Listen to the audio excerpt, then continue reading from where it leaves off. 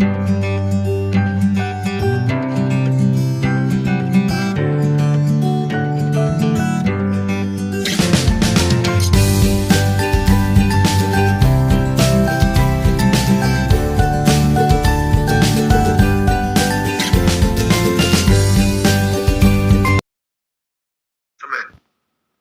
मैं आपके आगे आगे चलूंगी और जब सुख के दिन आएंगे तो मैं पीछे चलूंगी।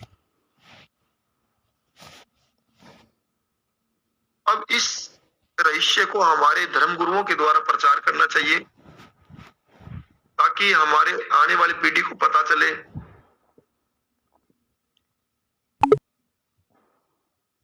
मैं भी इस प्रश्न से काफी दिनों से सोचता था कि ऐसा क्यों। मैं कोई भी रीति रिवाज को देखता हूं तो मेरे मन में एक प्रश्न खड़ा होता था, लेकिन इस प्रश्न का जवाब मेरे गुरु के द्वारा, आदि राजीव दीक्षित के द्वारा मेरे को पता चला। वही ज्ञान फिर से प्राप्त करके और आज हम चर्चा कर रहे हैं। मेरे लिए बड़े सौभाग्य की बात है, आप सभी इस ब्रह्म मुहूर्त में इतना समय दे रहे हैं और आपके द्वारा मेरे को ज्ञान, अपार ज्ञान प्राप्त हो रहा है। इस प्रकार से क्या होता है कि भगवान श्री रामचंद्र जी सबरी माता के आश्रम पहुंचते हैं। आश्रम में देखते हैं, आप देखिए, आप इस घटना में देखिए, आप इस संवाद के अंदर देखिए, ईश्वर किस रूप में आ जाए। सच्चा भक्त वही है जो पहचान ले। कई बार आप देखोगे आपके जीवन में ऐसा आएगा, खुद ईश्वर आपके घर आएंगे। यानी कि यहाँ पे आप भगवान श्री रामचंद्र जी सबरी माता के आश्रम आते हैं, लेकिन सबरी माता जी का विश्वास देखिए, प्रेम देखिए, उन्होंने तुरंत पहचान लिया। इस प्रकार से माता सबरी और भगवान श्री राम जी का संवाद चलता है। सबरी माता जी बेरों को लेके आती हैं। अब देखिए माता सबरी जी का आप अटूट प्रेम देखिए, कितना भोलापन देखिए। आप जो भी बेर लेके आते हैं, बेरों को चक चक के, जो मीठे होते हैं उनको डाल दिया, खट्टे हो फेंक दिया, ऐसे मतलब सभी बेर इकट्ठे करके लाके आते हैं। भगवान श्री राम को कितना अटूट प्रेम, कितनी खुशी होती है। आप देखेंगे और भी काफी, आप हमारे जो इतिहास को देखेंगे, भगत और भगवान का रिलेशन, एक संबंध वहीं पे है जहां पे प्रेम है, विश्वास है। और ऐसी घटनाओं का मैं एक बार पीछे की जिक्र करता हूं, कुछ और भी है। जैसे आप देखोगे भगवान श्री राम जी की कथा के अंदर, आप देखोगे सबरी माता जी का विश्वास। इसी प्रकार से आप देखोगे भगवान श्री कृष्ण के समय में भी आप देखोगे विदुर और भगवान श्री कृष्ण का संवाद में देखेंगे आप, मीरा और भगवान श्री कृष्ण के संवाद को देखेंगे, भगवान श्री कृष्ण और सुदामा का संवाद को देखेंगे, भगवान श्री राम और द्रौपदी के संवाद को देखेंगे। मतलब जहां जहां एक भगवान के प्रति विश्वास, संकल्प शक्ति, वहां वहां भगवान आए। इस प्रकार से आप देखेंगे। एक और मेरे को एक घटना याद आ गई। यहां आप देखोगे सबरी माता जी का जो विश्वास है, भगवान जो मिले, किस कारणों से मिले, वो उनके गुरु के विश्वास के प्रति। सबरी माता जी ने अपने गुरु के, उनका विचार था, उनका जो आदेश था, उनका जो विश्वास के प्रति उन्होंने अपने संकल्प शक्ति को बनाए रखा। एक बार एक घटना किसी संत से मैंने सुनी थी। उस घटना एक बार, छोटी सी कहानी है, जो कहानी मैंने किसी संत जी से सुनी थी। उसको मैं बताता हूँ कम से कम समय में। एक बार क्या हुआ, एक राजा थे, उस राजा की एक पुत्री थी। उस राजा की पुत्री ने मन में विचार किया, मुझे गुरु बनाना है। राजा वो उन्होंने कोशिश की कि भाई गुरु बनाए। अब राजा के मन में विचार था कि गुरु बनाए। राजा उधर सोच रहा था कि हम कोई अच्छा लड़का देख करके उन्हें शादी करें, वो करें। लेकिन उनकी जो पुत्री थी वो बोली कि नहीं, मुझे पहले गुरु बनाना है, गुरु से शिक्षा लेनी है।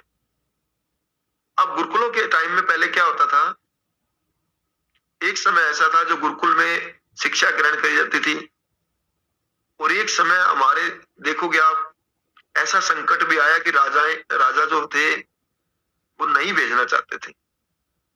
इस प्रकार से उनके मन में एक विचार था, गुरु की कामना करते थे। एक समय का टाइम था, रोज आराधना करती थी वो लड़की। एक बार क्या हुआ कि राजा के महल में कोई चोर आ गए। तो जो राजा की जो लड़की थी वो मन ही मन एक विचार कर रही थी कि गुरु मिले, मैं उनसे शिक्षा ग्रहण करें। उसी समय जब एक चोर ने सुन लिया,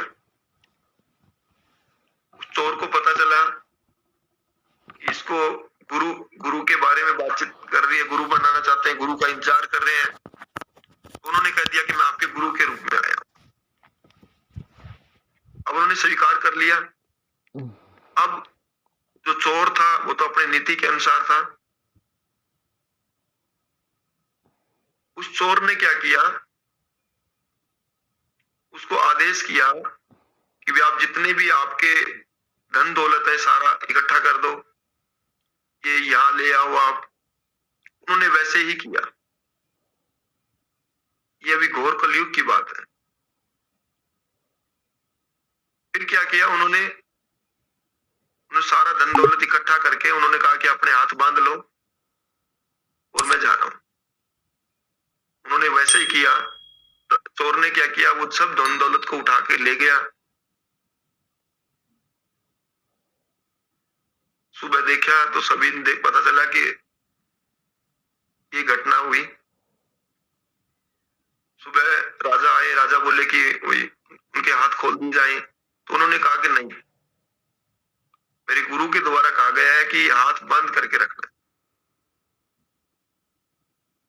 राजा ने कहा कि ऐसा क्यों? उन्होंने कहा नहीं, मेरा बचपन में एक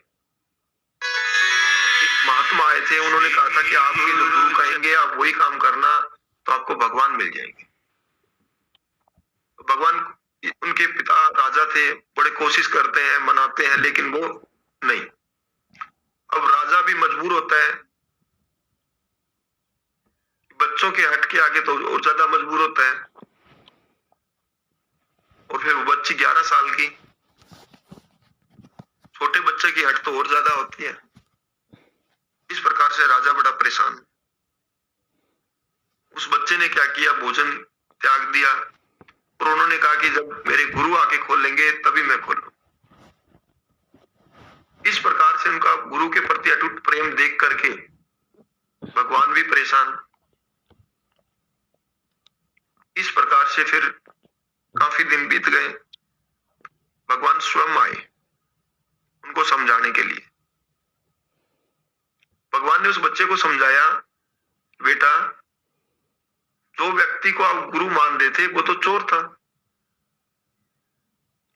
ये आपके नजरों के सामने ही वो सारा धन दौलत ले गया, आपको बांध के गया, आपको बोल के गया कि भाई आपको खुलना नहीं है, तो चोर है। आप उसके लिए अपने जीवन को क्यों नष्ट कर रहे हो? उस बच्चे ने कहा नहीं, 11 साल के बच्चे ने कहा नहीं, मेरे गुरु के आदेश है, मेरे गुरु आके खोलेंगे तभी मैं खोलूंगा। इस प्रकार से भगवान परेशान। फिर भगवान ने उनको दर्शन दिए। ये संवाद थोड़ा बड़ा था, मैं इसको कम से कम समराइज करके लेके आ रहा हूं। ये जो घटना जो है ये मैं एक संत के द्वारा सुनी थी, सत्य घटना है वैसे ये, लेकिन मैंने किसी संत के द्वारा सुनी थी। उससे भगवान ने जब दर्शन दिए तो भगवान ने कहा लो मैं खोल देता हूं। उन्होंने कहा नहीं, आपको नहीं खोलना। उन्होंने कहा बेटा आप क्यों नहीं, मैं नहीं खोल सकता, आपने मेरी तो प्राप्ति के लिए आपने संकल्प लिया था, आपके मन में यही तो विचार था कि भगवान के दर्शन हो जाएं, तो आपको भगवान मिल गए। तो नहीं, मेरे गुरु के द्वारा जो कह के गए थे, मेरे गुरु ही आकर के खोलेंगे।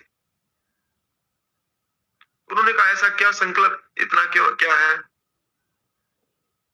वो तो चोर था, ये था, मतलब ऐसे उनको समझाया गया। उन्होंने कहा नहीं, वो भले ही कुछ भी थे, लेकिन उनमें कुछ शक्ति तो थी ना, तभी तो आप चल के आए हो। इस प्रकार से फिर राजा ने मनियादी करवाई, उसका पता चला, वो आकर के खोले, तब वो घटना घटी, तब वो बच्चे ने अपने हाथ खुलवाए और आगे का कार्य सके। तो कोई छोटी छोटी घटना से आप देखोगे कहानी से क्या है कि एक बच्चे का प्रेम, एक दृढ़ संकल्प, यानी कि उनकी नजरों के आगे, उस बच्चे के आगे उसको महसूस हो रहा था कि मान लो धन दौलत लेके जा रहा है, लेकिन उसके मन में क्या था, एक विश्वास था। इसी प्रकार सबरी माता जी के आप देखोगे, सबरी माता जी को भी क्या है, एक अटूट विश्वास, एक प्रेम है। उस विश्वास के दम पे ही भगवान श्री राम खुद चल करके आए हैं। अब देखोगे भगवान श्री राम जी के रामायण के अंदर हर पात्र से समाज को कुछ सीखने को मिलता है। अगर भगवान श्री राम जी की कथा को राम राज्य के पर्पज से किया जाए, देश भर में इसका संवाद अच्छे से किया जाए, ये सारा कार्य हमारे धर्म गुरुओं का है। मेरा अपना जो मानना है कि शायद ये रावण राज्य आता ही नहीं। एक घटना और आपको बताता हूं, भक्त और भगवान की घटना के बारे में है, तो ये महाभारत के समय की, कि एक बार भगवान श्री राम, भगवान श्री कृष्ण जब कौरव और पांडवों का आपसी मनमुटाव चल रहा था, भगवान कृष्ण मानते थे कि इसका सुझाव, मतलब समाधान हो जाए। कौरवों के मन में अहंकार था, पांडवों के मन में यह था कि शायद ये समझौता हो जाए, आप देखेंगे।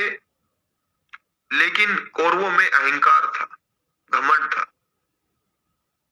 इस प्रकार से चर्चा की गई पांडवों के द्वारा। भगवान श्री राम कृष्ण जी बोले कि ठीक है, हम आपका दूत बन करके जाते हैं और प्रस्ताव रखते हैं।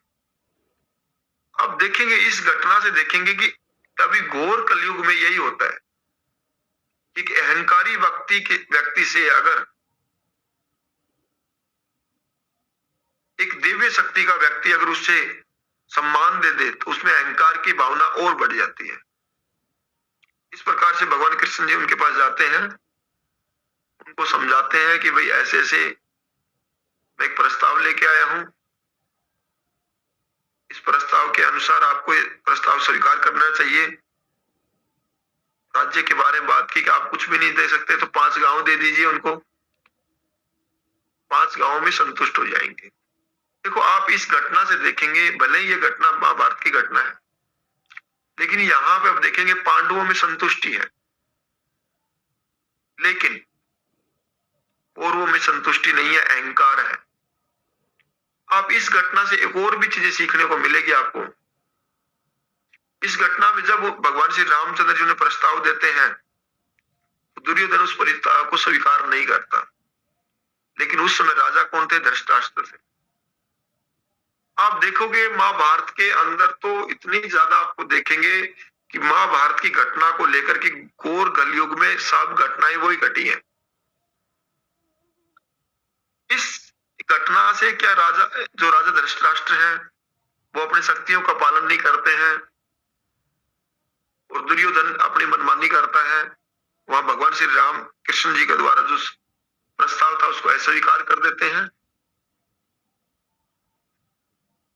इसमें आपको एक सीख मिली, हम आज की तुलना को लेकर चलें कि जिस परिवार में जिस परिवार का जब मुखिया अपनी शक्तियों का प्रयोग ना करे तो उस परिवार को संकट में डाल देते। इससे पहले आपने देखा था कि भगवान श्री राम जी की कथा में आपने देखा कि लक्ष्मण जी के संवाद के अंदर देखा था धैर्य की परीक्षा, वहां पे अब देखी लक्ष्मण जी की धैर्य की परीक्षा।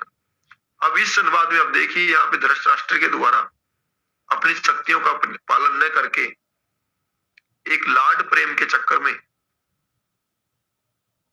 पूरा विनाश करवा देता है।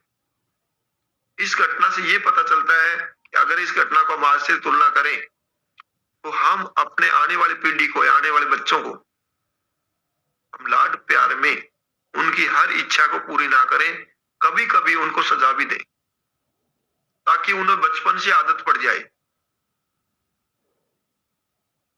अगर दुर्योधन को बचपन से सजा की आदत होती, जब वो बड़ा हुआ उसमें अहंकार की भावना नहीं होती और उसका वहां पे इतना बड़ा विनाश नहीं होता। एक अहंकार तो ये, दूसरा अहंकार दुर्योधन ने भगवान श्री कृष्ण जी के लिए भोजन तैयार करवाया, बहुत अच्छा भोजन बनवाया, 56 भोग बनवाए, लेकिन आप देखोगे भगवान श्री कृष्ण ने उनके सभी भोजन को छोड़ करके विदुर के घर जाकर के भोजन करना पसंद किया। अब जिस प्रकार से आप देखोगे भगवान श्री राम जी की कथा के अंदर सबरी माता जी झूठे बेरों को इकट्ठा करके भगवान श्री राम जी के लेके आई, ऐसे आप देखोगे भगवान श्री कृष्ण के समय में विदुरवाणी, तो विदुर जी की पत्नी, विदुर एक दासी पुत्र था। दासी पुत्र क्या होता है इसकी घटना हम फिर कभी एक बार चर्चा करेंगे, जब महाभारत का के बारे में चर्चा करेंगे, गीता का वाचन करेंगे, उस समय बताएंगे आपको। विदुर जो थी उनका इतना अटूट प्रेम, वो भगवान श्री कृष्ण को इतना मानते थे, इतना भगवान के प्रति प्रेम था, भगवान से आराधना थी, भगवान पे विश्वास था, एक लगाव था। जब भगवान श्री कृष्ण उनके घर आते हैं तो ऐसा हमारे शास्त्रों में लिखा हुआ है कि जैसे भोजन के लिए वो केले होते हैं, तो विद्राणी जी उनको देख करके इतने खुश, मतलब इतना उनको खुशी हुई कि आज भगवान उनके दरबार आए। देखो जिस समय आप भी समझ सकते हैं कि एक भक्त को अगर भगवान उनके द्वार आ जाए, खुशी खुशी में जो केले लेके आए, उन्होंने क्या किया, केलों को एक प्रथा छील के देने की, सम्मान के लिए वो क्या करे, छील के देने के लिए उन्होंने किया। वो किया क्या, छील करके छिलके तो भगवान श्री कृष्ण को दे दिए, और जो केले का जो अंदर का भाग, जो खाने का भाग है, वो अलग एक साइड डालने लगे। अब भगवान श्री राम जी ने, भगवान श्री कृष्ण जी ने क्या किया, उन छिलकों को खाना शुरू किया। जैसे जैसे वो छिलके देते गए, खाते गए, देते गए, खाते गए, देते गए, खाते गए। विदुर जी को जब पता चला था कि भगवान श्री कृष्ण उनके घर आ रहे हैं, तो बाहर से पकवान लेने गए थे, अच्छा भोजन लेने गए थे, पकवान लेके आए, श्री कृष्ण ने भोजन भी किया।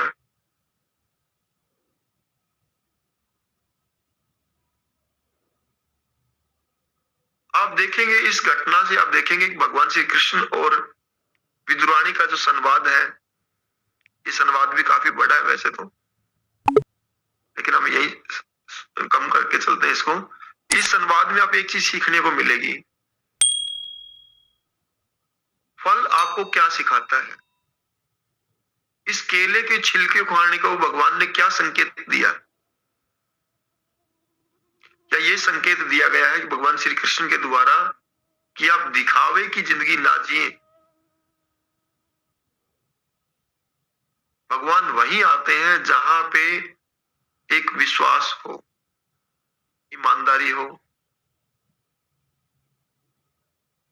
इस प्रकार से वो 36 भोग भी खाते हैं, बाद में जो विदुर जी लेके आते हैं, लेकिन भगवान श्री कृष्ण कहते हैं कि जितना स्वादिष्ट जो केले के छिलके लग रहे थे, इतना ये जो आप लेके आए ये नहीं है, क्योंकि उनमें क्या था, एक अटूट प्रेम था, एक विश्वास था।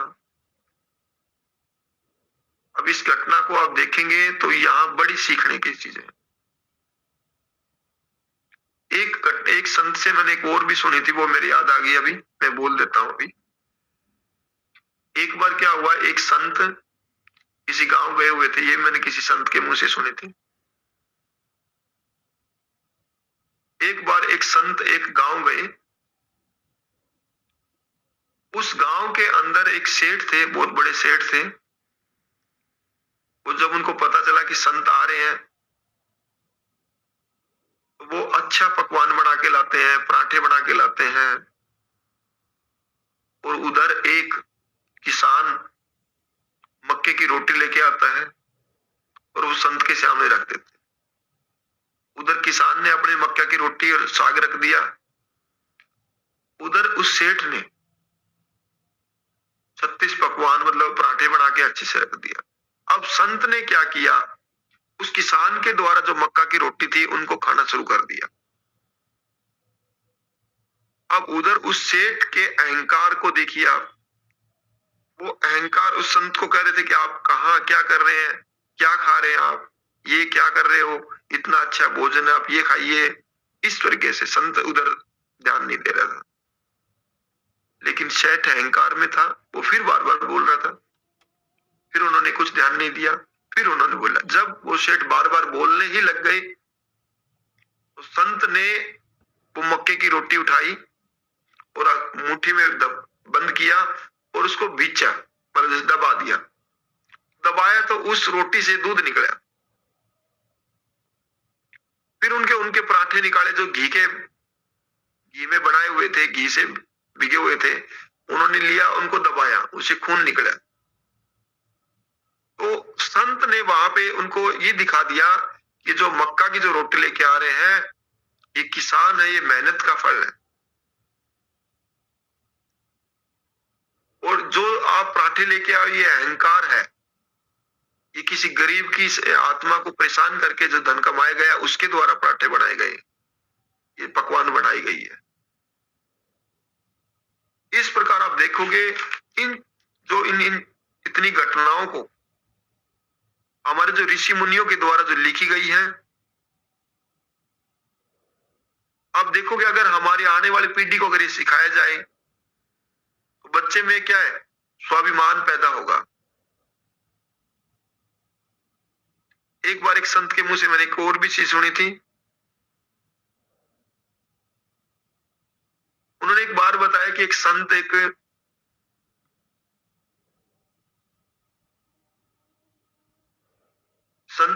कहीं गांव गए हुए थे। उस संत के पास 2 डायरियां थी, एक लाल डायरी थी, एक हरी डायरी थी। ये घटना को वैसे तो जो संत के मुंह से जो सुनाया गया था, उन्होंने भगवान विष्णु को नाम लेके किया था, लेकिन मैं इस घटना को थोड़ा सा वैसे बोल रहा हूं, उसमें थोड़ा सा बदलाव कर रहा हूं। मैं घटना वही है, थोड़ा पात्र में बदल रहा हूं। जब संत एक गांव गए तो उनके पास 2 डायरियां थी, एक लाल डायरी थी, एक हरी डायरी थी। उस डायरी के अंदर उन्होंने नाम लिखे, जितने भी वहां के जो थे सभी के नाम लिखे।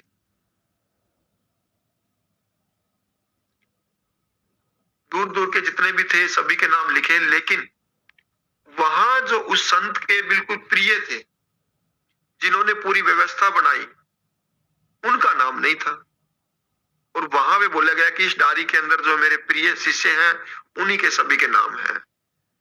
तो वहां देख करके वहां के जो लोगों ने उस डायरी को चेक किया, उन्होंने कहा भाई यहाँ पे तो ऐसे फलाने फलाने व्यक्ति का तो नाम है ही नहीं और वही सब कुछ कर रहा है।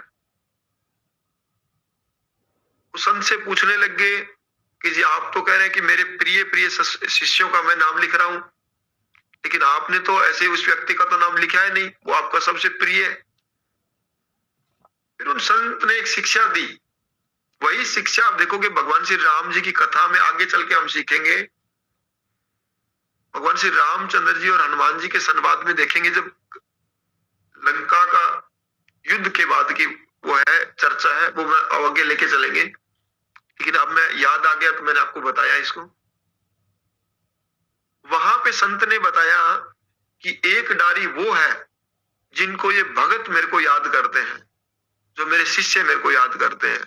एक डायरी वो है जिसमें मैं शिष्य को याद करता हूं। अब देखिएगा इस घटना के अंदर भी भगवान श्री रामचंद्र जी के द्वारा भी देखेंगे आप,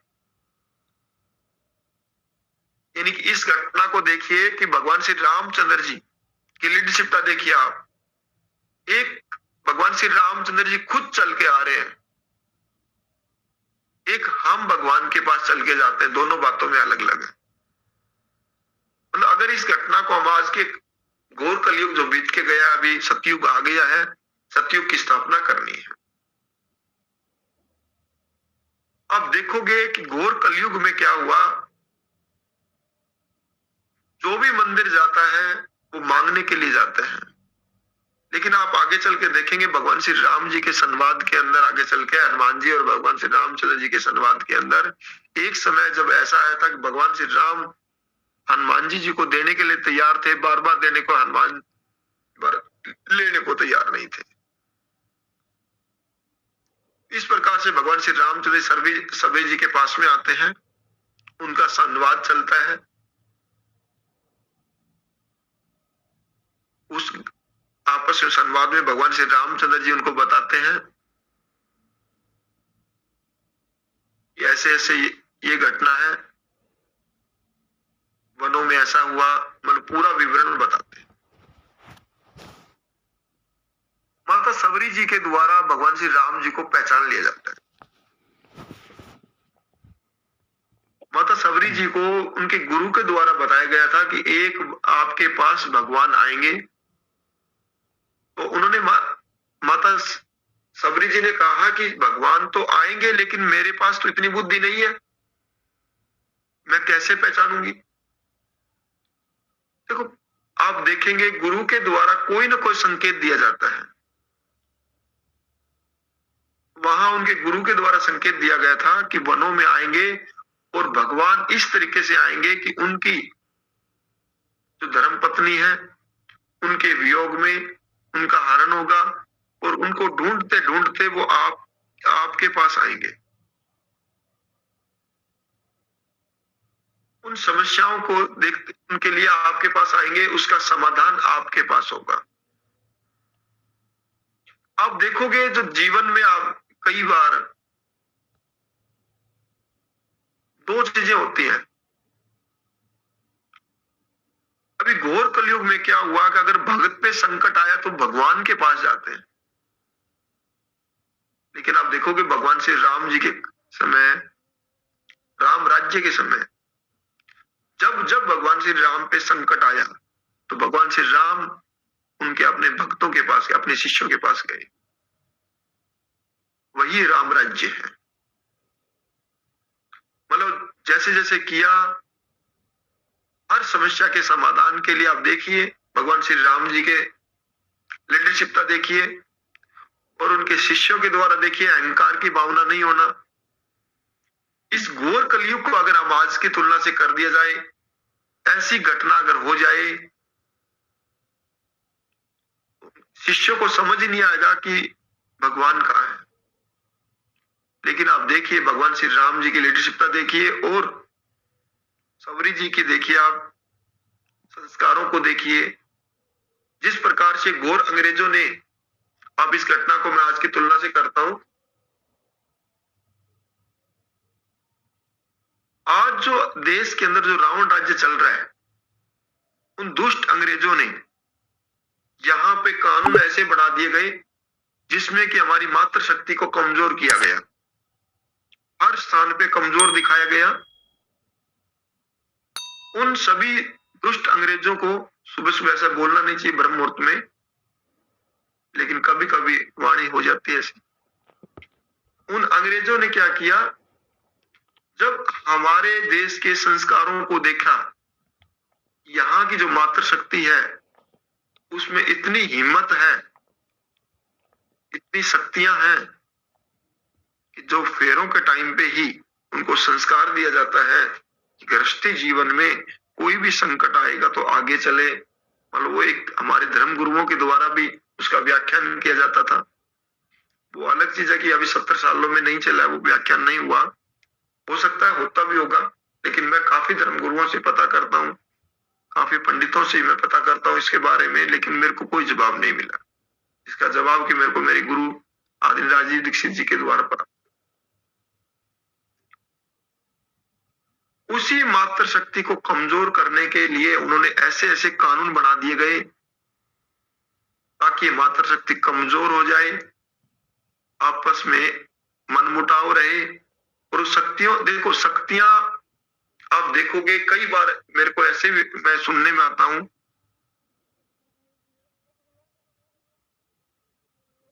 कई बार आम बोलचाल की भाषा में मैं देखता हूं, मैं भगवान श्री राम की कथा से हटके बात करता हूं। आप देखोगे कई बार, कई अभी जो नई जनरेशन की जो पीढ़ियां हैं,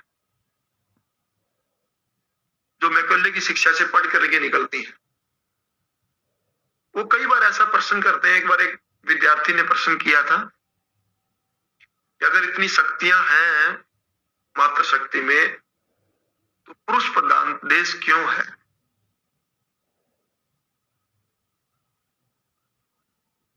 देखो मैं इस आज भगवान श्री राम की कथा के माध्यम से मैं उसको जवाब देता हूं। देखो कोई भी शक्तियां, जैसे आप देखोगे देश के अंदर एक प्रधानमंत्री होते हैं और एक गृह मंत्री होता है।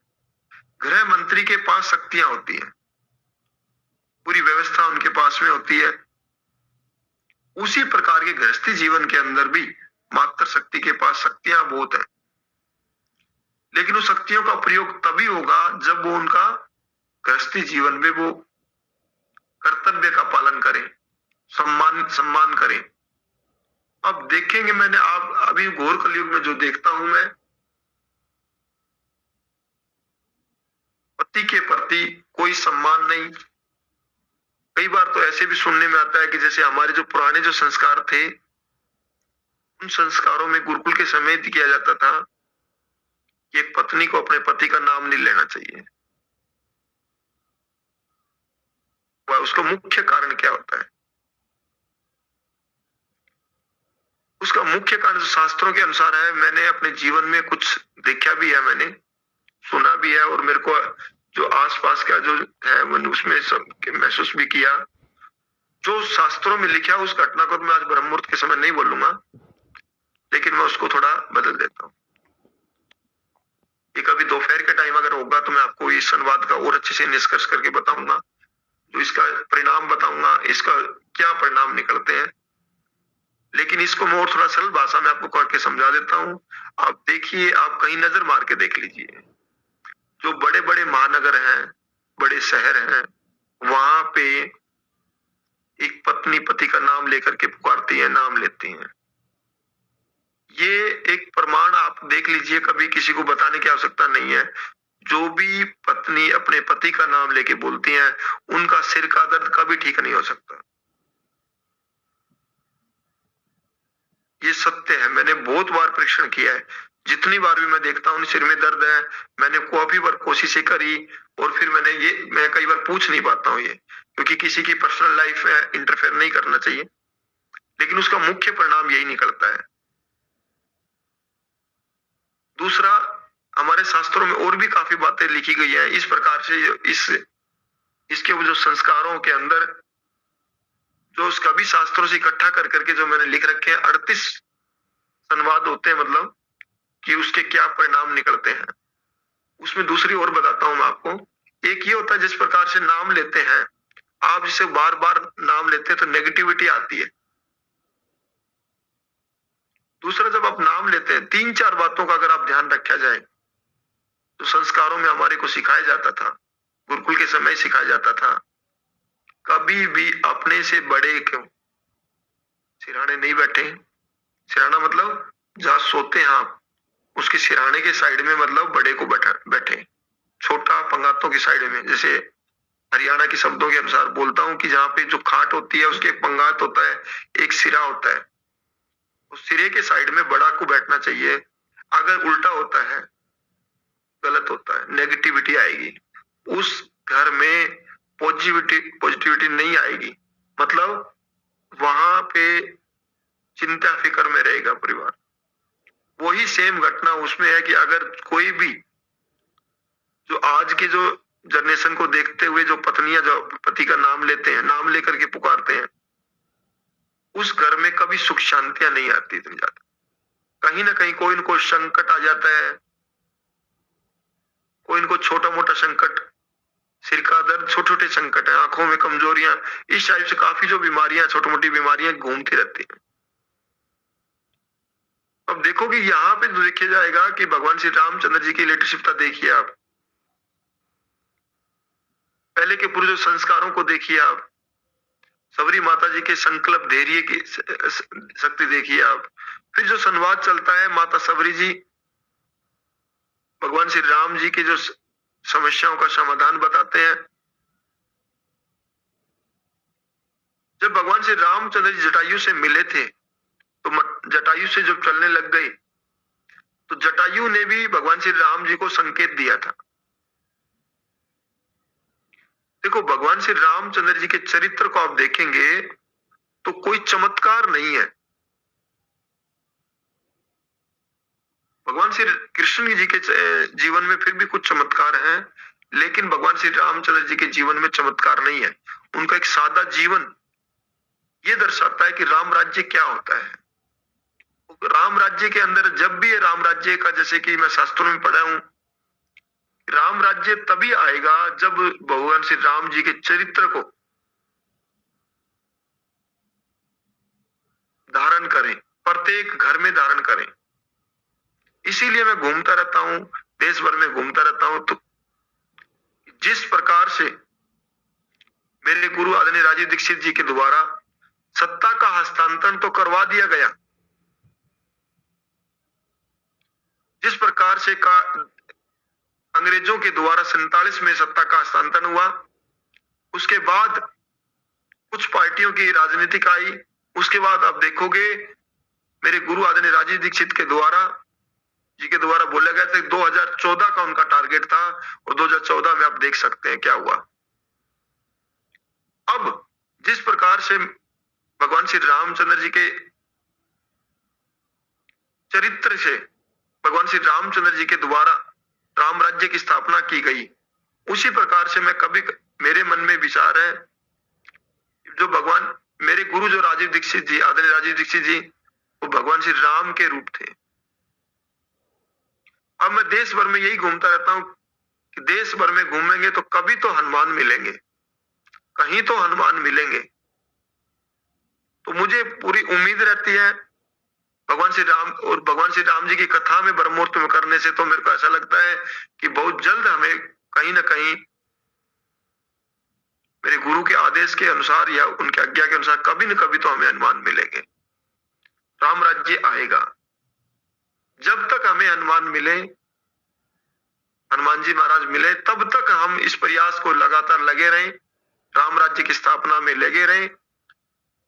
पूर्ण विश्वास है, जिस प्रकार की माता सबरी जी के द्वारा उन्होंने अपने गुरु के विश्वास के अनुसार काम किया, तो उन्होंने अपने भगवान के दर्शन हुए। इसी उम्मीद पे मैं भी देश भर में घूमता रहता हूं, कभी तो जरूर मिलेंगे, क्योंकि भारत माता में ऐसा नहीं है, जब जब संकट आए हैं तो भगवान भारत माता ने भारत माता के द्वारा ऐसे सपूतों को जन्म दिया है। उसी प्रकार से हमें अभी प्रयास में लग जाना चाहिए, हम सब मिल करके राम राज्य की स्थापना करनी पड़ेगी। और हम जब लगेंगे तो हमें जरूर पूर्ण विश्वास है कहीं ना कहीं हमें भगवान श्री हनुमान जी के रूप में हमें जरूर मिलेंगे। इस प्रकार से जब माता से सबरी जी के द्वारा संवाद होता है तो उससे पहले जटायु जी बोलते हैं, भगवान श्री राम जी को बोलते हैं कि आप ऐसा करिए, आप घूमते घूमते सुग्रीव से मिलिए, आप सुग्रीव इस कार्य में सहायता करेंगे। वो इस संवाद के बारे में माता जी के द्वारा वहां पे संकेत दिया गया, सुग्रीव के स्थान को बारे में बताया गया। भगवान श्री राम जब माता सबरी द्वारा दर्शन करने के बाद भगवान श्री राम जी ने कहा कि बोलिए आप मांगिए, क्या मांगते हैं। आप देखेंगे एक वो संवाद देखिए कि हम भगवान से मांगते हैं, एक वो समय देखिए जो भगवान हमारे को कहते हैं आप बोलिए, आप क्या लीजिए, दोनों में फर्क है। इस प्रकार से भगवान श्री राम जी के द्वारा सबरी माता जी जैसे ही भगवान श्री रामचंद्र जी आते हैं, उनके पैरों में चरणों में पड़ करके उनसे एक ही चीज मांगते हैं कि हमें जीवन भर आपके धाम आपके चरणों में रखे जाए। और उसी के लिए वहां पे सबरी माता जी के द्वारा जो बेर लेके आते हैं, वो बेरों को चक करके लेके आते हैं, कभी खट्टे ना हो। मतलब कितना भोलापन, जिस प्रकार से हमने अभी थोड़ी देर पहले देखा विदुरानी के द्वारा जो भोलापन था, वो सेम भोलापन यहाँ देखिए आप। उधर लक्ष्मण जी देखते हैं, लक्ष्मण जी को अच्छा नहीं लगता। लक्ष्मण जी बार बार भगवान श्री राम जी को संवाद में, यह संवाद भगवान श्री राम और लक्ष्मण का संवाद है, लेकिन उस संवाद को हम कम समय में लेके चलेंगे। लक्ष्मण जी भगवान श्री राम जी को मना करते हैं कि आप झूठे बेर क्यों खा रहे हैं, ये बिल्ली के झूठे बेर खा रहे हैं, आप राजा के पुत्र हैं। भगवान श्री रामचंद्र जी लक्ष्मण जी को समझाते हैं। लक्ष्मण जी भगवान श्री राम जी के कहने से उन बेरों को उठा लेते हैं। कई शास्त्रों में तो लिख रखा है कि वो खाते हैं, कई शास्त्रों में कह रखा है कि नहीं खाते हैं, लेकिन भगवान श्री रामचंद्र जी उन बेरों को जरूर खाते हैं। इस प्रकार से आप एक घटना को देखिए कि भगवान श्री रामचंद्र जी के द्वारा एक बिल्ली के झूठे बेर खाए गए और दुष्ट अंग्रेजों ने क्या किया, यहाँ पे तो जाति पाति होती है, छोटा बड़ा होता है। इस घटना को आप देखिए, अगर हमारे धर्म गुरु अगर गांव गांव शहर शहर में गली गली मोहल्ले मोहल्ले में अगर ये कराई जाए तो इसमें कोई छुआछूत नहीं है, कोई छोटा बड़ा नहीं था। ये छुआछूत और छोटे बड़े की जो बीमारियों को जो पैदा किया गया वो अंग्रेजों के द्वारा किया गया। ये अगर इस घटना को आप अच्छे से देखें, जो हमारे दो देश में जो एक प्रवृत्ति दी गई थी, जिस प्रकार से एक गुरु का कर्तव्य होता है, एक विद्यार्थी को पढ़ा करके ज्ञान दे करके, गुरुकुल का मतलब है गुरु बनाना, गुरु मतलब गुरुओं का कुल। गुरुकुल में जिस प्रकार से गुरु विद्यार्थी को पढ़ा करके शिक्षा दे करके गुरु की पदवी देते थे, बना देते थे, उसी प्रकार आप देखिए जो एक समाज है, जिस समाज को अंग्रेजों ने छोटा बड़ा कर दिया, कानून को बना करके छोटा बड़े का रूप दे दिया, जिस समाज में आप कहोगे जैसे जो पहनने के जो जुत्ती वगैरह चप्पल जो तैयार की जाती हैं, देखो वो गुरु से कम नहीं है वो समाज भी। देखो गुरु का कार्य होता है कि जीवित व्यक्ति को ज्ञान देकर के उन्हें एक रूप देना। जिस समाज की मैं चर्चा कर रहा हूं वो गुरु से कम नहीं है, सम्मान के पात्र है वो भी। वो एक निर्जीव चीज को एक आकार देना, ये तो बड़े अपार की योग्यता है। जिस प्रकार से हम गुरु का सम्मान करते हैं, उसी प्रकार से जो निर्जीव चीज को एक पशुओं के जो जानवरों की जो वेस्टेज जो पदार्थ है, उस पदार्थ को एक नया रूप देना, ये तो बहुत कला का कार्य है। जीवित व्यक्ति को कला सिखाना आसान है, एक वेस्ट चीज की कला बना करके जो देश की अर्थव्यवस्था को ठीक करना, ये तो बहुत कठिन कार्य है, तो गुरुओं से कम नहीं है। लेकिन उस दुष्ट अंग्रेजों ने क्या किया, ऐसे कानून बनाए गए जिसमें छोटे बड़े की तुलना की गई। होता क्या था, जो हमारे समाज के अंदर पहले के समय में क्या होता था कि एक जाति का दूसरे जाति का सम्मान होता था। ये घटना काफी बड़ी है, अगर हम कभी इतिहास को उठाएंगे ना, तो आप देखेंगे यहाँ पे अभी भगवान श्री राम जी की कथा में, या हम बीच में ज्यादा समय नहीं दे पाएंगे, लेकिन इस घटना से आप देखोगे जो दुष्ट अंग्रेजों ने जो छुआछात का, वो छुआछात नहीं था, वो एक का दूसरे के प्रति मान सम्मान था। वो क्या था, जो हमारी जो जनजातियां होती थी, उनका अपना अपना कार्य होता था। सभी जनजातियां अपने अपने कार्य में लीन रहती थी। पहले के समय आपने देखा होगा कि सभी जातियों का अपना अपना काम बांटा गया था। इसी प्रकार से एक ब्राह्मण जाति है, इसी प्रकार से किसान जाति, मतलब काफी जातियों का जो किया गया था, उनके कार्यों के अनुसार उनको काम दिया गया था। ब्राह्मण परिवार को जो कार्य दिया गया था कि आपको सिर्फ भगवान का ध्यान लगाएं, शास्त्रों का ज्ञान प्राप्त करें, क्योंकि वहां पे आप देखोगे हमारे ऋषि मुनियों के द्वारा इतनी अच्छी व्यवस्था बनाई गई थी। एक समाज था, वो एक ही कार्य में लीन था, उसमें पूरी योग्यता थी उसके अंदर। जिस समाज को लकड़ी का काम दिया गया, वो लकड़ी की हर प्रकार की ज्ञान उसके पास था। हमारे ऋषि मुनियों के द्वारा जो व्यवस्था बनाई गई थी, उसमें ये संकेत दिया गया, संकेत क्या, पूरा ज्ञान दिया गया है कि व्यक्ति को एक कार्य अच्छे तरीके से करना चाहिए।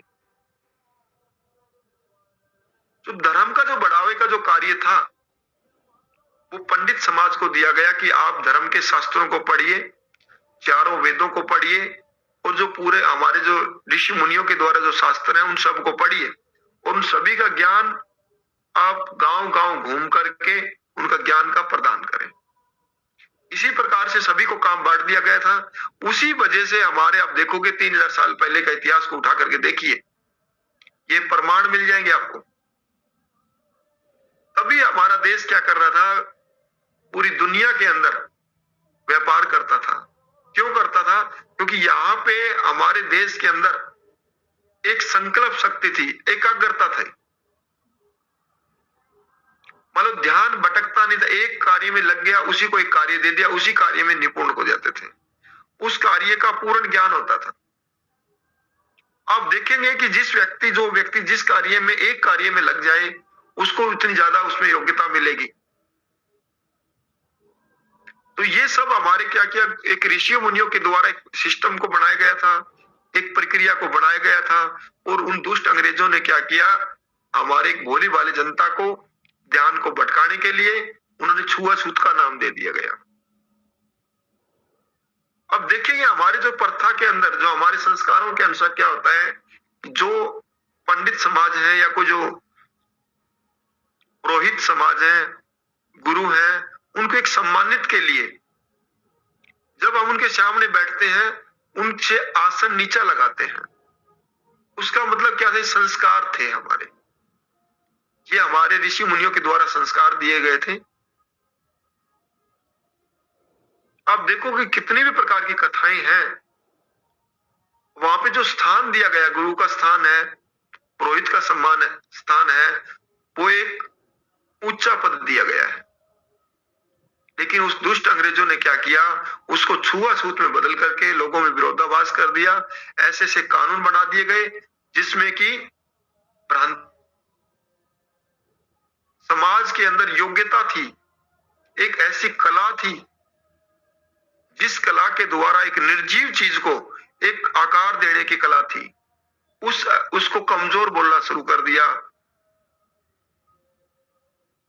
और उसी वजह से आप देखोगे समाज के अंदर वो कमजोर कमजोर कमजोर होते चले गए। वही प्रथा आज भी चल रही है हमारे समाज में। आप देखोगे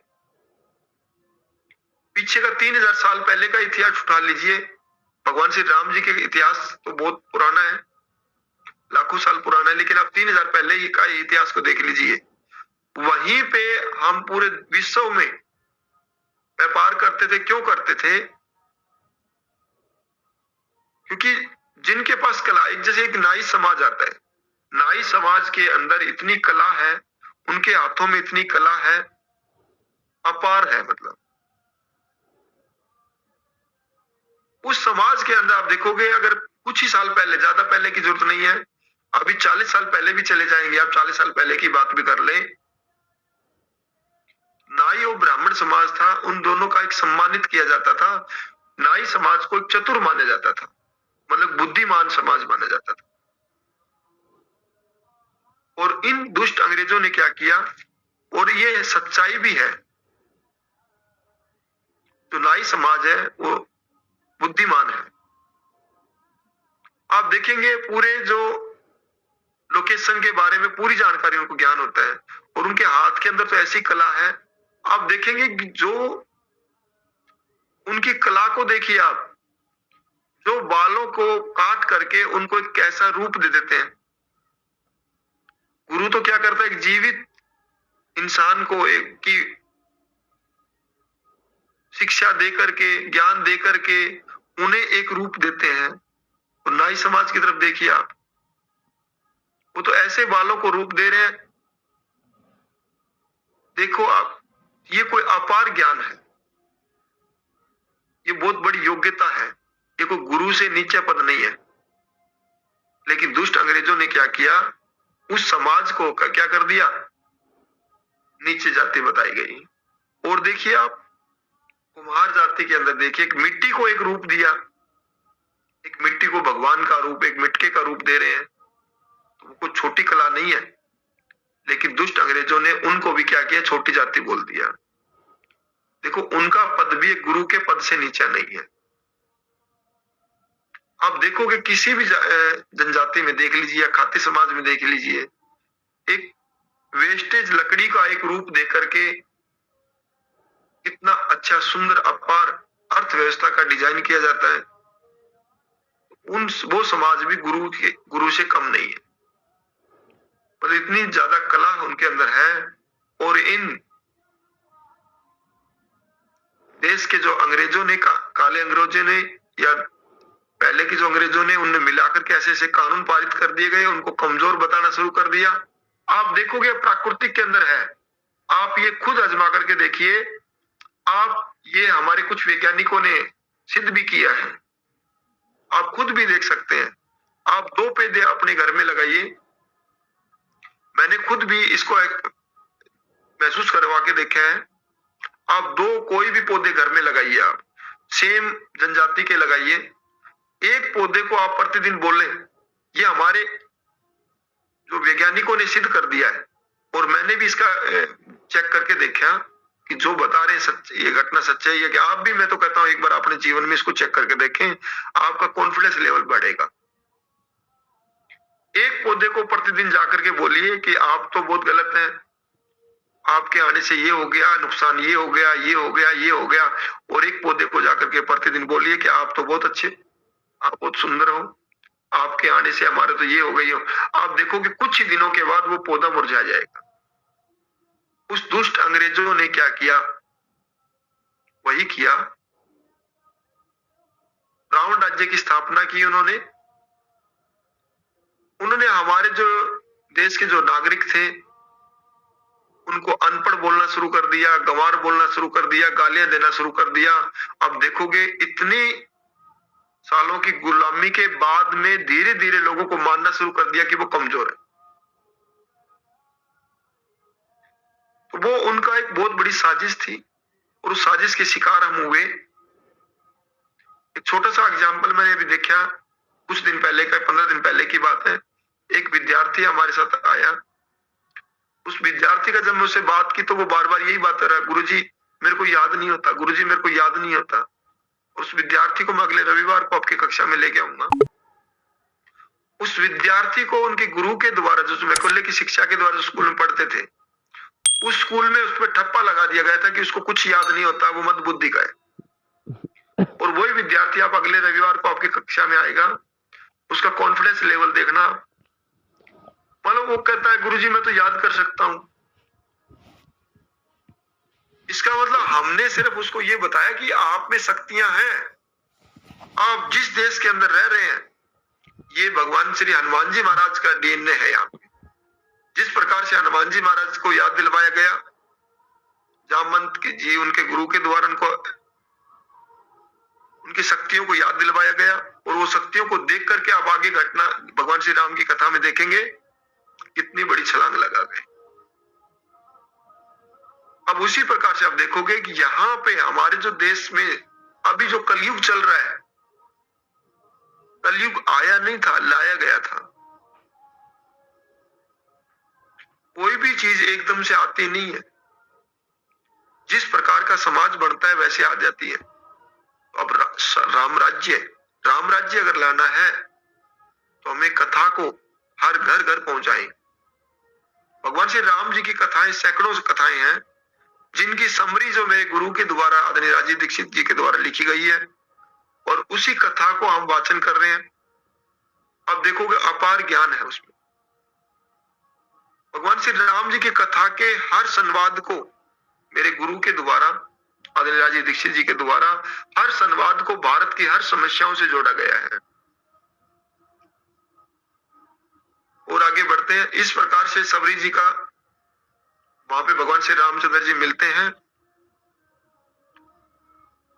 उनको आशीर्वाद देते हैं, अपने धाम भेजते हैं, फिर आगे बढ़ते हैं। अब भगवान श्री रामचंद्र जी आगे चलते हैं। वहां सबरी माता जी के द्वारा उनको रास्ता दिखाया जाता है, ऐसे ऐसे आप इधर से ये इस तरह से जाएं तो वहां पे इतनी दूरी पे आप वहां पे ऐसे से सुग्रीव मिलेंगे। तो भगवान श्री रामचंद्र जी और लक्ष्मण जी वहां चलते हैं।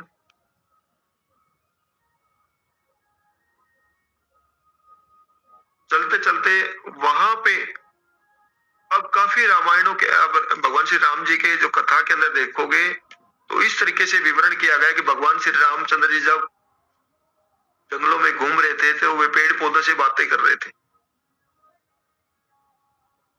कि सीता माता जी के बारे में पता करने के लिए पेड़ पौधों से बातें कर रहे थे। अब देखिए इस घटना को देखिए आप, भगवान श्री रामचंद्र जी पेड़ों से बातें करने का मतलब ये संकेत दे रहे थे कि पेड़ पौधे भी निर्जीव नहीं है, जीवित है। और वही चीज आने वाले समय में हमारे वैज्ञानिकों ने सिद्ध किया कि पेड़ पौधों के अंदर भी जान होती है। अब कुछ आधुनिक युग के जो हमारे जो पढ़े लिखे जो युवा हैं, ये लगा लो, एक बार मैं कथा कर रहा था, दिल्ली की घटना है, तो वो कोई पूछने लग गए कि जी कि एक तरफ तो बताते हैं कि भगवान श्री राम ईश्वर के रूप थे, और एक तरफ वो पेड़ पौधों से पूछ रहे थे, तो ये क्या सत्य घटना है? उसके अंदर मतलब संदेह पैदा कर रहे थे, वो विश्वास नहीं था भगवान श्री राम जी की घटना। इस घटना को अगर आप देखें कि जब आप इसमें इस घटना को एक बार थोड़ा सा इधर लेके चलता हूं, इसका जो जवाब था वो मैंने उनको दिया। उस संवाद को एक लटूरी सिंह के नाम से एक यूपी के अंदर एक काफी कॉलेज बने होंगे, संत लटूरी सिंह, उसका संवाद थोड़ा बड़ा रहेगा, हम कल सबसे पहले इसका लेके चलेंगे। लटूरी जी के बारे में यूपी के अंदर जितने भी कॉलेज बने हुए हैं उसकी पूरी कथा उनकी भी हम चर्चा करेंगे कल की कथा में, उसमें इस बात का जवाब होगा।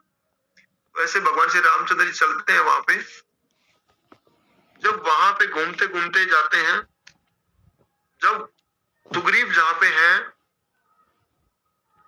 उस पहाड़ियों के पास जाते हैं तो सुग्रीव जी को पता चलता है कि 2 राजकुमार आ रहे हैं। उनके गुप्तचरों के द्वारा बताया गया।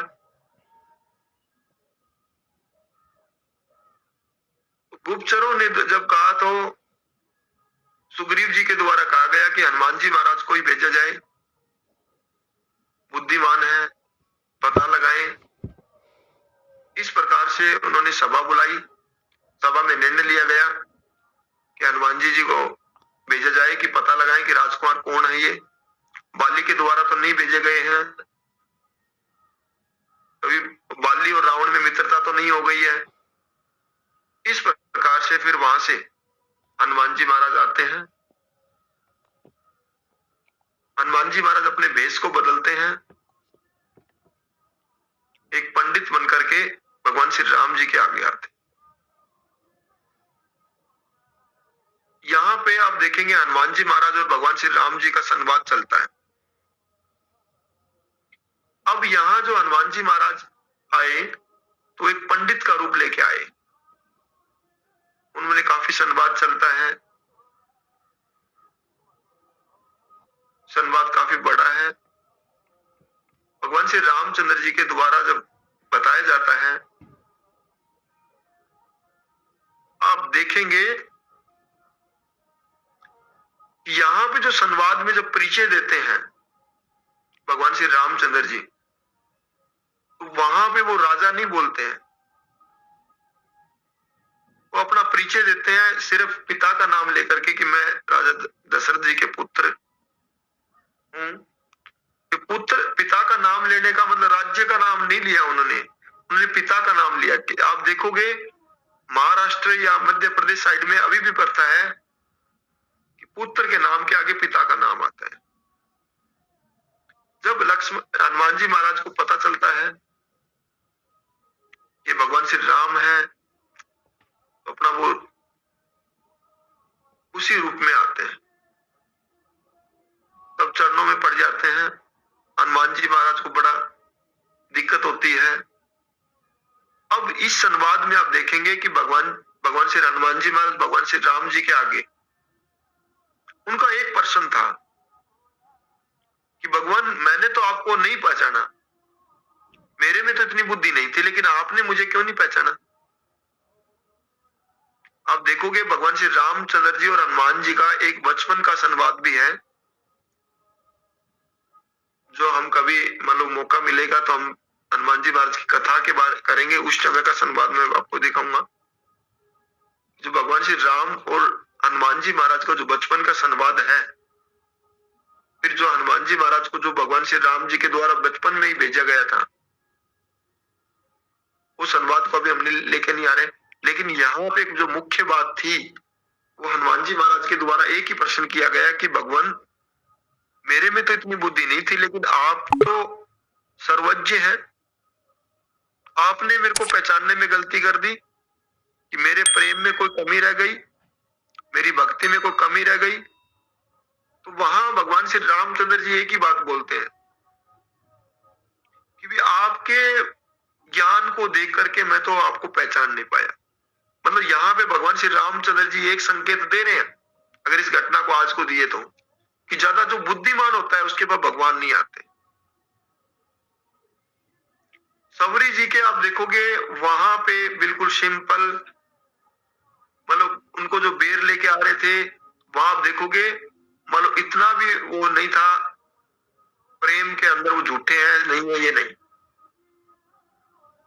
और उधर हनुमान जी महाराज जी ने के द्वारा क्या हुआ कि वो अपने ज्ञान का व्याख्यान करने लग गए, एक बुद्धिमान पंडित बन के पंडित का रूप लेके आए। तो आप देखोगे इन दोनों घटनाओं से हमें क्या सीख मिलती है कि कहीं ना कहीं भगवान श्री रामचंद्र जी संकेत दे के गए हैं कि अगर आपको ईश्वर की प्राप्ति करनी है तो आपको बुद्धि के बल नहीं कर सकते,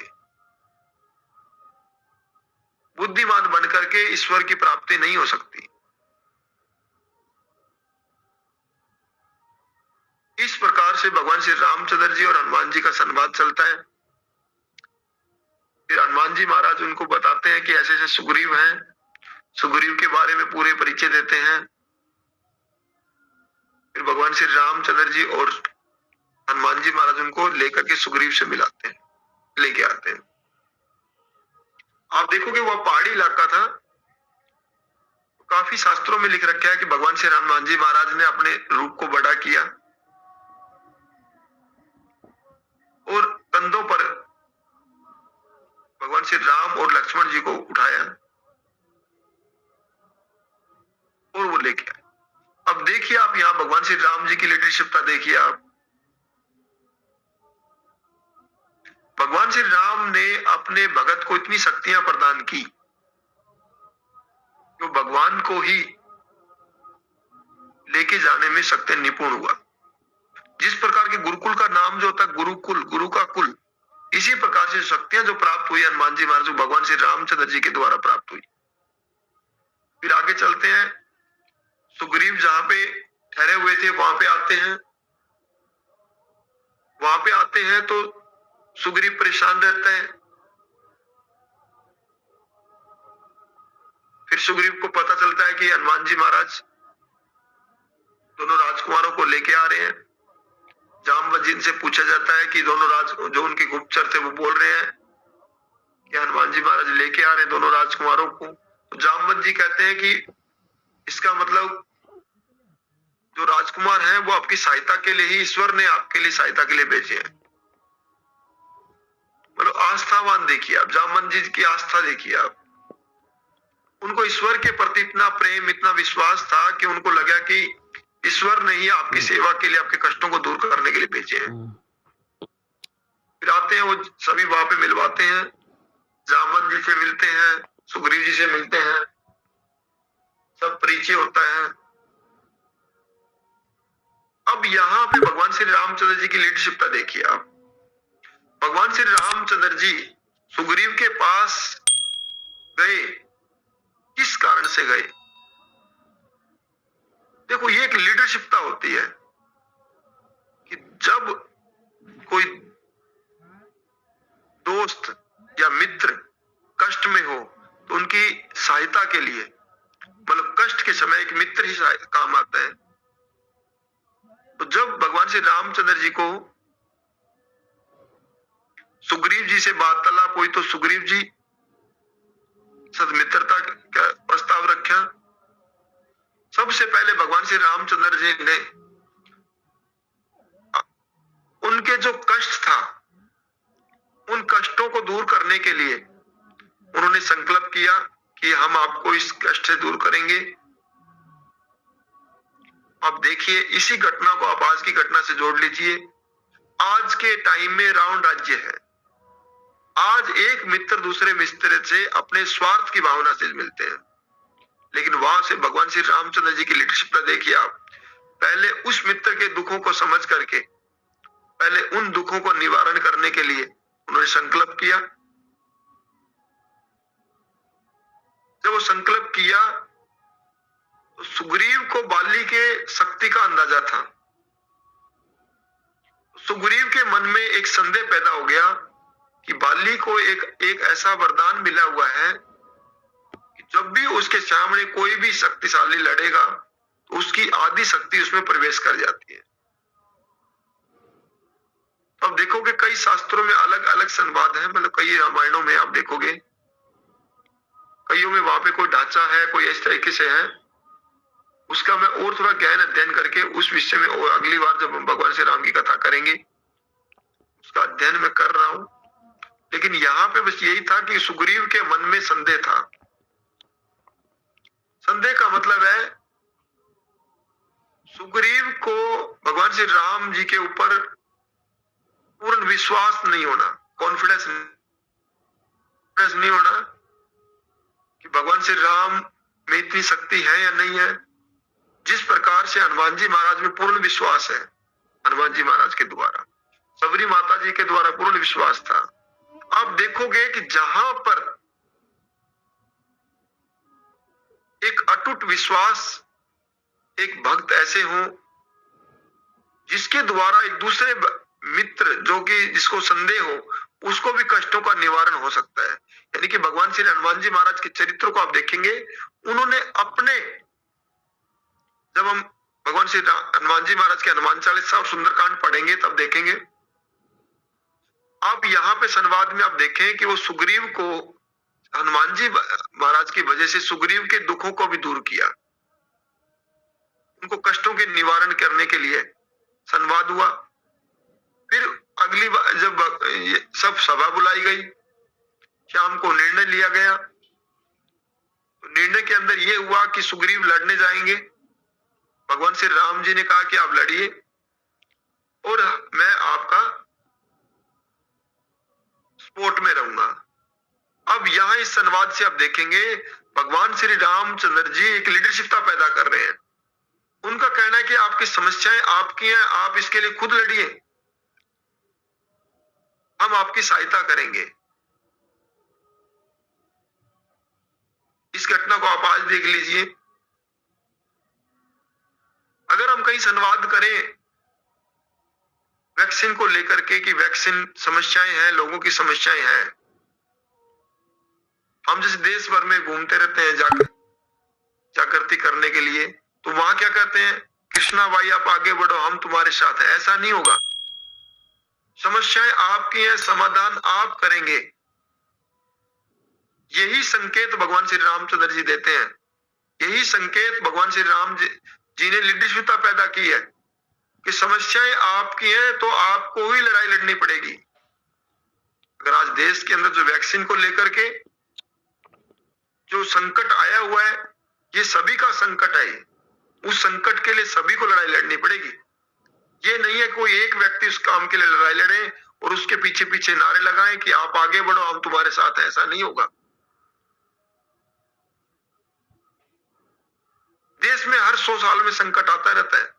इस संकट को अगर कोई इकट्ठा एक संगठन बना करके उस संगठन के द्वारा कार्य किया जाए, उस कष्ट से निवारण किया जा सकता है। इसी प्रकार से आप देखोगे भगवान श्री रामचंद्र जी की लीडरशिपता देखिए। आप सुग्रीव को बाली के साथ युद्ध करवाते हैं। आपने कथाओं में पहले भी पढ़ा होगा कि जब दोनों युद्ध करते हैं तो भगवान श्री रामचंद्र जी उनको देख करके भगवान श्री रामचंद्र जी के मन में एक, आप देखोगे यहाँ इस संवाद के अंदर एक सीखने को आपको मिलेगा। काफी हमारे धर्मगुरुओं के द्वारा अलग अलग इसका व्याख्यान किया जाता है। मैं भी जो भगवान श्री राम जी के चरित्र को पढ़ता हूँ, अलग अलग कथाओं में देख रहा हूँ अलग अलग विवरण है। लेकिन जो रामायण मेरे गुरु श्री राजीव दीक्षित, आदरणीय राजीव दीक्षित जी के द्वारा लिखी गई है, उनमें जो इसके बारे में विवरण किया गया है वो मैं आज की घटनाओं को जोड़ते बताता हूं कि भगवान श्री रामचंद्र जी जब वो दोनों लड़ रहे थे तो उन्होंने बाली पर तीर नहीं लगाया, निशाना नहीं लगाया। फिर बाली क्या करता है, सुग्रीव को हरा लेता है और फिर छोड़ देता है, भगा देता है। सुग्रीव वापिस आता है, आकर के भगवान श्री रामचंद्र जी को वो वहीं पे वही आप देखोगे बाली के सुग्रीव के अंदर कहीं कहीं नेगेटिविटी आती है, वहां पे दिखाई गई है। अब वहां आकर के सुग्रीव भगवान श्री राम जी को दोष देने लग जाते हैं कि आपने तो मेरे को मरवा दिया था, आपने तो आप ये कहा था मैं देख लूंगा। इस प्रकार से संवाद चलता है। भगवान श्री रामचंद्र जी का जो अभी जो इनका जो भगवान श्री रामचंद्र जी के जीवन द्वारा जो बोला गया है, ये जो कथा का जो मैं जो शब्दों का प्रयोग किया ये मेरे गुरु से आदरणीय राजीव दीक्षित जी के द्वारा बताया गया। इसका मतलब इस तरीके से संवाद किया गया। तो काफी रामायणों में आप देखेंगे वहां पे भगवान श्री रामचंद्र जी ने यह कहा कि मैंने इसलिए तीर नहीं चलाया। देखो इसके कई कथाओं में आप सुनोगे, कुछ कथाओं में बोला गया कि मैंने इसलिए तीर नहीं चलाया कि आप दोनों की शक्लें मिल रही थी, पता नहीं चला। लेकिन जो मेरे गुरु आदरणीय राजीव दीक्षित जी के द्वारा जो इसका संवाद किया गया, जो बताया गया, वो कथाओं में काफी कथाओं में है। उसमें यह था कि भगवान श्री रामचंद्र जी के द्वारा सुग्रीव को बोला गया कि मैंने इसलिए तीर नहीं चलाया कि आपका पारिवारिक मामला है, कई दिनों का झगड़ा चल रहा है, क्या पता भाई भाई है एक हो जाए, पारिवारिक मामले में मैं क्यों दखल अंदाजी करूं। क्या पता काफी दिन के बाद आप आपस में झगड़ा हुआ है, कई दिन के बाद मिले हैं, भाई भाई का प्रेम है, अगर एक होते तो होने दीजिए। अब इस घटना को आप देखिए, भगवान श्री रामचंद्र जी के द्वारा भी एक मौका दिया गया बाली को, कि वो बाली बड़ा था, शक्तिशाली था, अहंकारी था, लेकिन फिर भी उन्होंने भगवान श्री रामचंद्र जी उन्हें एक मौका दिया गया कि आप अपने जो गलतियां की हैं उस गलतियों को अभी भी सुधार लो। जबकि बाली की जो पत्नी होती है उनके द्वारा भगवान श्री रामचंद्र जी के द्वारा रामचंद्र जी के बारे में पूरा विवरण उनको समझाया गया, वो काफी बड़ा संवाद है, उसको अभी लेके नहीं आ पाऊंगा इधर। लेकिन बाली ने लास्ट मोमेंट पे भी वो कार्य नहीं कर पाया। उधर भगवान श्री रामचंद्र जी एक और भी संकेत दिखाते हैं इस घटना के अंदर, कि एक ऐसा मित्र जिसको विश्वास नहीं है और फिर भी भगवान श्री रामचंद्र जी ने उसके कष्टों को दूर किया और उनका एक बड़पन बनाया, कि अपने कष्टों को दूर करने के लिए उनको आगे बढ़ाया। इस प्रकार से संवाद होता है। बाली बड़ा दुखी होता है, बाली भगवान श्री राम जी के ऊपर दोष लगाते हैं कि आपने तो मेरे को मरवा दिया, ये है ऐसे करके। फिर अगले दिन का भगवान श्री रामचंद्र जी फिर उनको वो क्या मोटिवेट करते हैं, उनको कॉन्फिडेंस पैदा करते हैं। एक सफल लीडर का यही एक योग्यता है कि जो अपनी सेना के अंदर एक जोश भर दे, एक कॉन्फिडेंस पैदा कर दे, करने मर मिटने के लिए तैयार हो। बाली जब आया था वहां से झगड़ा करके तो वो कमजोर हो गया था, टूट गया था, लेकिन जब वो दूसरे दिन फिर वो एक अच्छे से फिर दोबारा योद्धा लड़ाई लड़ने के लिए जाता है, भगवान श्री रामचंद्र जी फिर उनको समझाते हैं कि नहीं, लड़ाई तो आपको ही लड़नी है, और यही आज वैक्सीन को लेकर के है, यही आज मास्क को लेकर के है, कि लड़ाई तो सभी को मिलकर के लड़नी पड़ेगी।